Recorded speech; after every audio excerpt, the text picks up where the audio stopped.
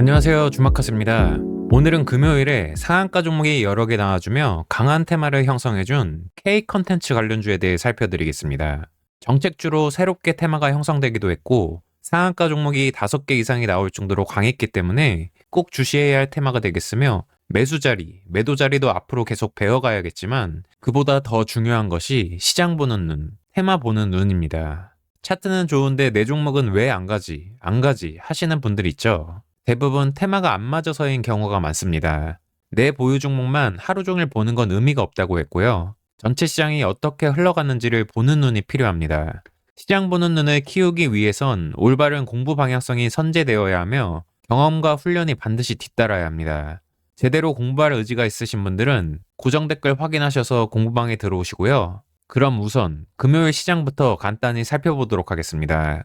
금요일 국내 증시는 전일 미국 증시 급락 여파로 장 초반 개파락 출발했습니다. 미국 증시가 급락 마감하면서 국내 증시도 하락 분위기로 출발했지만 이재명 후보, 민주당 정책주 중심으로 강한 매수세가 유입되며 코스피는 마이너스 0.50%, 코스닥은 플러스 2.02%로 강세 마감했습니다. 이재명 후보의 비전 발표와 함께 더불어민주당이 드라마, 영화, 웹툰, 게임 등 K 컨텐츠 분야를 국가 전략 산업으로 지정하고 감세 혜택을 주는 정책을 대선 공약으로 추진한다는 소식으로 해당 테마들이 시장을 주도했고 트럼프 관세 리스크에 시장도 어느 정도 적응하는 모습입니다. 종합지수 차트를 보시면 월, 화, 수 3거래일 동안 하락했던 이 부분을 목요일에 한 번에 소화해주며 갭상승 출발했고 갭을 잘 지켜주고 하루 종일 추가 상승하며 최고가 마감한 모습이고요. 이렇게 되면 이 3일이 트리거로 작용한 것이고 그만큼 여기서 힘을 모았기 때문에 더 강하게 반응이 나올 수 있던 부분입니다. 물론 관세 유예 이슈가 결정적인 이유지만 차트상으로도 목요일 갭상승 출발 후 지지 흐름이 나올 때부터 추가 상승은 예상할 수 있었던 부분입니다. 여기 하락이 나올 때도 이제 슬슬 관세 유예나 협상 관련 얘기들이 나올 타이밍이라고도 말씀드렸으며 반등장을 계속 준비해야 된다고도 강조해드렸었죠. 금요일도 갭상승했던 이 부분은 철저히 지켜주며 코스피도 양봉 마감, 코스닥은 벌써 700포인트 회복을 눈앞에 둔 상황입니다. 앞으로도 중간중간 관세 이슈 등으로 변동성은 있겠지만 시장은 오히려 이런 뉴스에 점점 둔감해지는 모습도 보이고 있고요. 현재 시장은 기술적 반등 이상의 심리적 전환점에 위치하고 있다고도 해석할 수 있겠습니다. 지금보다 더 최악의 상황으로 치닫지 않는 이상 지수가 다시 전저점을 깰 것 같진 않고 지수가 어느 정도 버텨주기만 해도 개별 종목들은 충분히 매매할 만한 환경이 조성될 것입니다. 자, 이제 오늘 주제로 들어가서 K 컨텐츠 관련주들에 대해 살펴보겠습니다. 우선 상한가 종목이 4종목이나 나온 웹툰 관련주부터 보겠습니다. 첫 번째로 Y랩 종목입니다.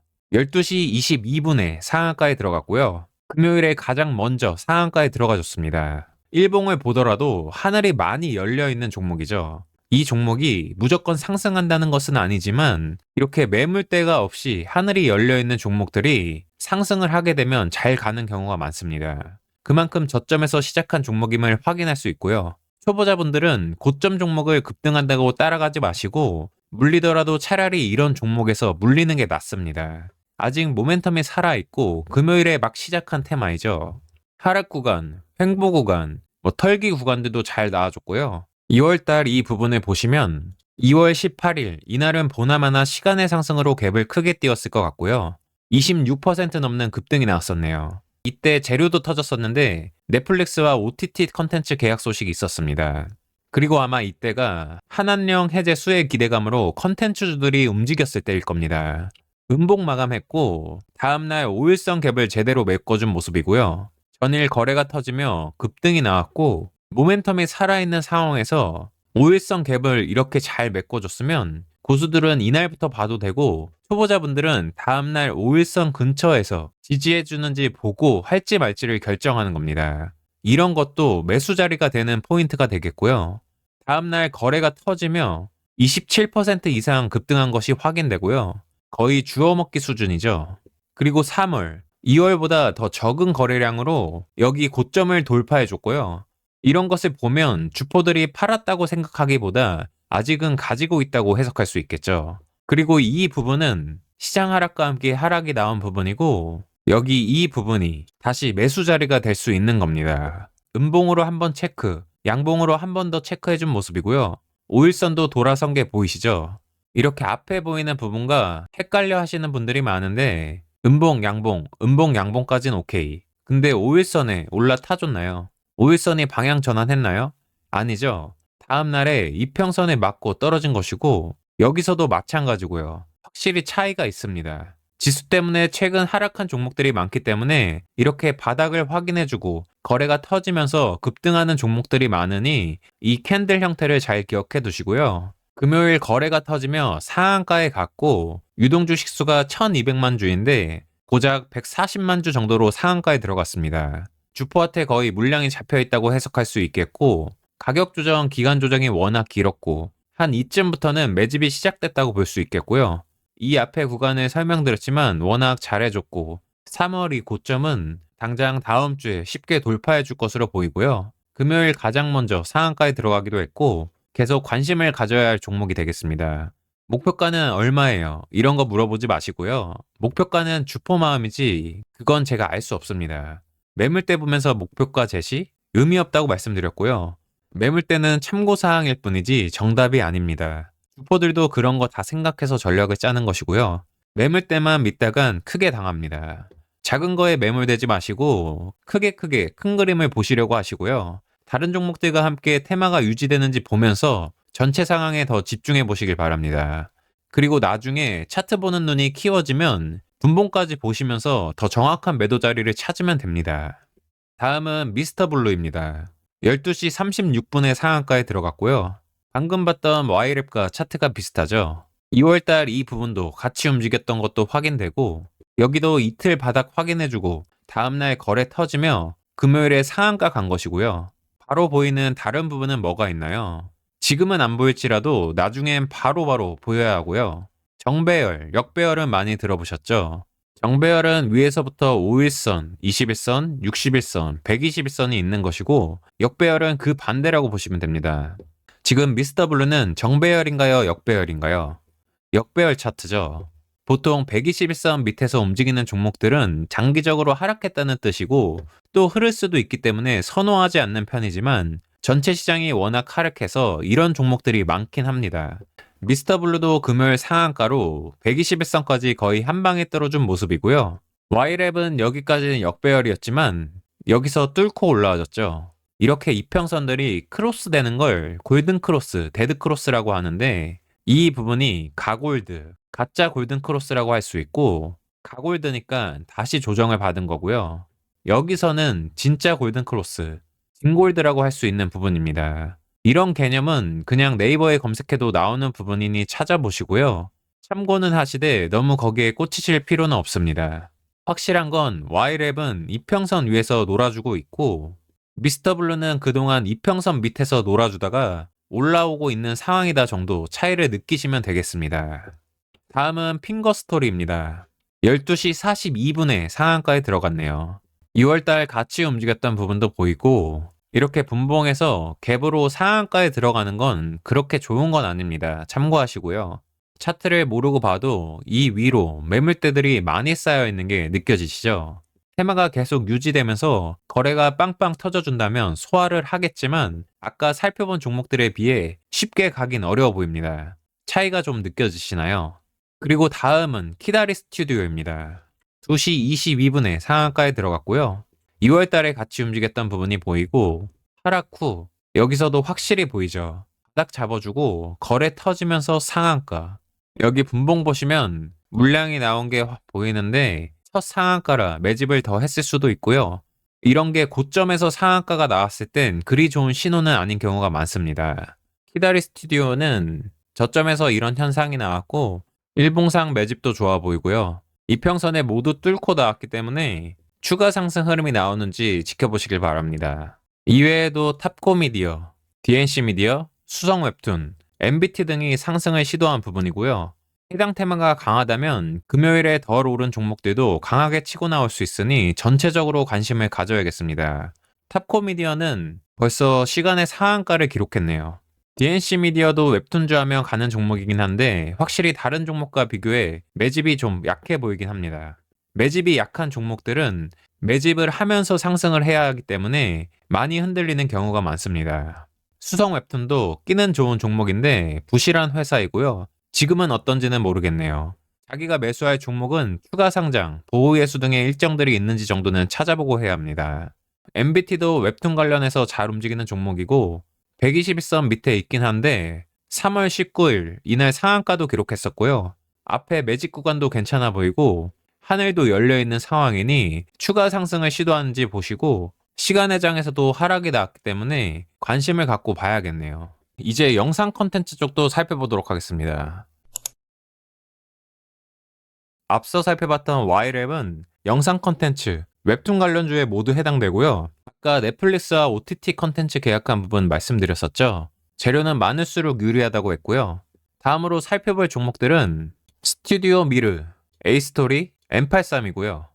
이 세 종목 모두 2월 달에 한한령 해제 기대감으로 상승이 나왔던 종목들이고 세 종목 모두 실제로 공부방에서도 다뤘던 종목입니다. 2월 달에 상승했던 부분이 매집으로 작용하고 이번에 본격 상승을 시도하는지 체크해 보시고요. 금요일에 급등이 나왔어도 관심을 가져볼 만하죠. 조정해 보시고요. 스튜디오 미르, M83 종목도 마찬가지입니다. 이 밖에도 주요 종목들을 빠르게 둘러보면 코퍼스 코리아도 가격 조정, 기간 조정이 엄청 길었고 지난 10월에 대량 거래 나와주며 상한가를 기록하기도 했었고 이때부터 저점을 깨지 않으면서 횡보하고 있고요. 횡보 중에 1월 달에 또 상한가를 기록하기도 했고 현재 이평선도 다 뚫고 나온 상태입니다. 가격이 부실하긴 하지만 이쪽 섹터가 대부분 주가가 많이 하락해 있기도 하니 같이 한번 보시고요. 4x4, 퓨리오사 AI 관련주로 많이 다뤘던 종목이죠. 이 앞에 상한가 포함 수익도 많이 줬었고요. 지수 하락과 함께 현재 거의 원점까지 온 상태이고 해당 종목도 영상 컨텐츠 제작 회사이고요. 지난 금요일에 5일선 위로 올라타주면서 유턴 시켜놓은 상태이고 거래도 살짝 늘어난 거 보이시죠?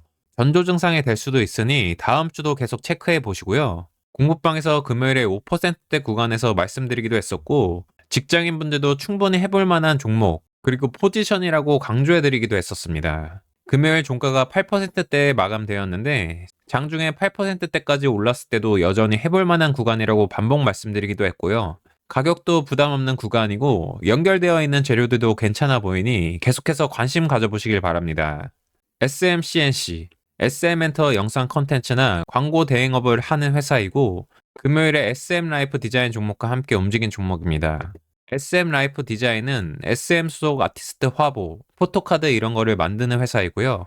일봉과 분봉을 보시면 두 종목이 같이 움직인 게 확인되시죠. SM라이프 디자인이 더 강했던 것도 확인되고 차트도 얘는 이평선을 다 모아놓고 거래 터지면서 상승하며 위로 올라와 준 상태이고요. 두 종목 같이 보되 SM라이프 디자인을 먼저 봐야겠고요. 이렇게 앞에 매집봉, 물량 테스트한 것도 보이고 저점에서 대량 거래 터진 종목들은 추적 관리할 필요가 있습니다. 다른 건 다 속여도 거래량은 속일 수 없다고 했죠. 물론 주포들이 금요일에 주가를 띄우면서 팔았을 수도 있지만 일단 저점에서 첫 대량 거래이기도 하고 K 컨텐츠 테마도 정책주로 이제 부각되기 시작했기 때문에 아직은 보유하고 있다고 해석할 수 있는 겁니다. 이 종목만 특정 지어 말씀드리는 게 아니라 저점 대량 거래 종목은 항상 주시해야 하고요. 저점에서 대량 거래 터지고 금요일에 21% 넘는 상승이 나온 뒤 종가는 9.90%로 마감하며 윗꼬리를 길게 달았죠. 그리고 시간의 하락도 소폭 나왔고요. 이미 한번 조정이 크게 나온 상태이니 부담도 없는 겁니다. 이제 다음 주에 가격 지지 흐름이 나오는지 테마가 유지되는지만 확인하면 되는 거고요. 보통 이런 종목들은 테마가 유지되면 밑꼬리 달고 바로 올라오는 경우도 있고 하루 이틀 쉬었다가 다시 상승하는 경우도 많습니다. 앞으로 이런 저점 대량 거래 종목들을 많이 찾아드릴 겁니다. 이런 종목 유형들을 많이 경험해 보시고요. 펜 엔터테인먼트, 폭삭 소가수다 제작사로 이때도 해당 재료 관련해서 올랐던 부분이고요. 급등 후 현재 1차 하락, 2차 하락까지 나오면서 주가가 거의 원점까지 왔고 다시 상승 내지 강한 반등을 시도하는지 보시고요. 이 밖에도 배우 이정재가 대표이사로 있으면서 오징어 게임 등 이슈로 많이 올랐던 아티스트 스튜디오도 뭔가 하려는 것 같으니 거래가 터지면 보시고요. 지금은 대표이사가 바뀌긴 했습니다. 사마 네트웍스도 끼가 좋은 종목인데 주가가 흐르는 중이고 아직 차트는 만들지 못했네요. 이 밖에도 종목들은 많으니 쭉 한번 보시고요. 오늘 다뤄드린 종목 내에서도 충분히 할 종목들은 많을 것 같네요. 본인이 매매 대상으로 생각하는 종목들은 추가 상장, 보호예수 등 일정 같은 건 당연히 찾아보셔야 하고, 회사에 뭔가 악재가 있는지 정도는 찾아보는 노력 정도는 하셔야 합니다. 민주당 정책주, K 컨텐츠 관련주들을 살펴봤는데, 웹툰, 영상 컨텐츠, 게임주 등이 전체적으로 움직였고, 테마가 서로 겹치는 종목들도 많이 있습니다. 상한가가 여러 개 나올 정도로 강하게 테마가 형성되긴 했으니 관심을 가져보시고요. 주말 상황 보니 다음 주 시장도 변동성은 있겠지만 전체적으로 분위기는 나쁘지 않을 것 같고요. 지수 조정이 나오더라도 개별 종목들 중에선 할 만한 종목들이 계속 나와줄 것으로 보입니다. 다음 주도 다들 파이팅 하시고 좋은 결과 있으시길 바랍니다. 앞으로도 도움되는 주식 얘기들 많이 해드릴 테니 구독과 좋아요 꼭 눌러주시고, 제대로 주식 공부해보실 분들은 공부방에도 많은 참여 바랍니다. 그럼 이번 영상도 시청 감사드리며 제 채널이 구독자분들의 주식 투자에 조금이라도 도움이 되길 바랍니다. 감사합니다.